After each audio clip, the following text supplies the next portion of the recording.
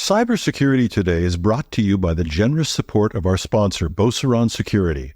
You can get their 2024 State of Cybersecurity Awareness Report at beauceronsecurity.com, and there's a link you can follow in the show notes.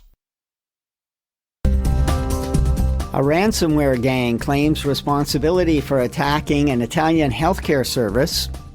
A Russian gang is blamed for attacks in Europe, and more. Welcome to Cybersecurity Today. It's Monday, May 6th, 2024. I'm Howard Solomon, contributing reporter on cybersecurity for TechNewsday.com. The Black Basta ransomware gang has claimed responsibility for last month's cyber attack against Synlab Italia. It's a major Italian provider of medical diagnostic services. According to Security Affairs, as proof of the data theft, the group has published images of stolen passports, ID cards, and medical analyses.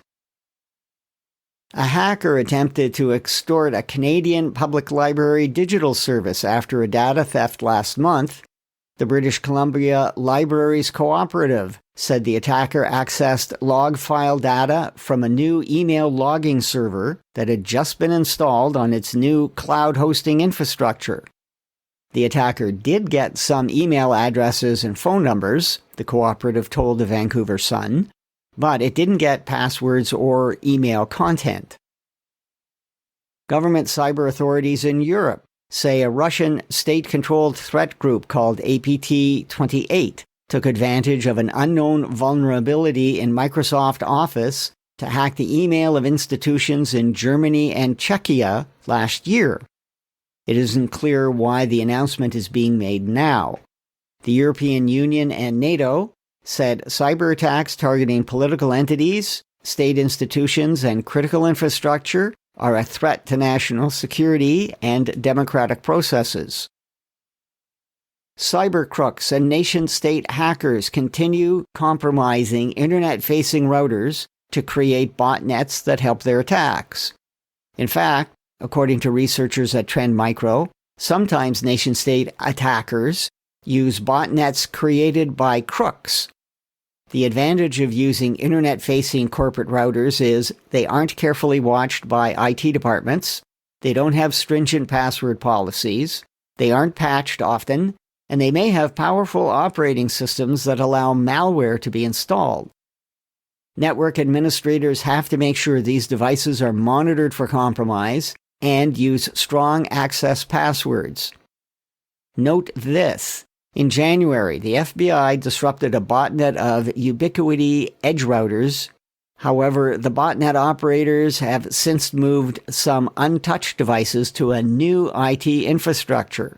It's currently being used by crooks and the Russian gang known as APT-28.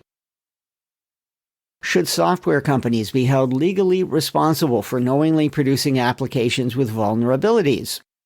That's the topic of one of the panels at this year's RSA conference in San Francisco, which opens today. An article in Dark Reading gives an outline of the issues. As most of you know, software licenses have language that protects developers from being sued for damages, even if a flaw was known. Now, class action lawsuits for negligence and breach of contract work for consumers, but not corporate buyers of applications. One problem: there's no agreed legal standard of care in the software industry that developers have to follow. Another problem: should there be a defense for hard-to-detect flaws? This will be an interesting debate. Microsoft is expanding its strategy to improve product and corporate security. That's according to a blog Friday by Charlie Bell, Executive Vice President of Microsoft Security. Changes include integrating recommendations from the Cyber Safety Review Board, following a highly critical March report into the compromise by China of Microsoft Exchange Online, as well as lessons learned from the hack of Microsoft corporate email by a Russian group. Security is now the top priority at Microsoft, Bell said. All work will be guided by three principles. Products will be secure by design, secure by default, and security controls and monitoring will be continuously improved.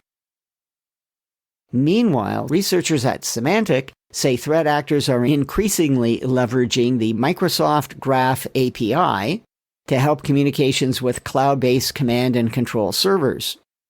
For those who don't know, the Graph API allows developers to access resources such as email, calendar events, and files hosted on Microsoft Cloud services.